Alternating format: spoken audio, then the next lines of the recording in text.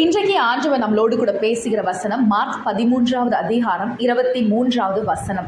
நீங்களோ எச்சரிக்கையா இருங்கள், இதோ எல்லாவற்றையும் முன்னதாக உங்களுக்கு அறிவித்திருக்கிறேன். இந்த வேத பகுதியில் 2 காரியங்களை குறித்து சொல்லியிருக்கு. முதல் காரியம் எச்சரிக்கையா இருங்கள். இந்த வேத பகுதியில் இந்த அதிகாரத்திலே கடைசியில் பார்த்தீங்கன்னா, எச்சரிக்கையா இருங்கள், விழித்திருந்து ஜெபம் பண்ணுங்கள். ஆண்டவருடைய வருகை என்றைக்கு இருக்கும், ஆண்டவருடைய நியாய தீர்ப்பு என்றைக்கு இருக்கும் என்று நாம் அறியாது இருக்கிறதுனால என்னாலும் அதற்கு ஆயத்தமா இருக்கணும். ஜெபத்தில் ஆயத்தமா இருக்கணும், பரிசுத்த வாழ்வில் ஆயத்தமா இருக்கணும்.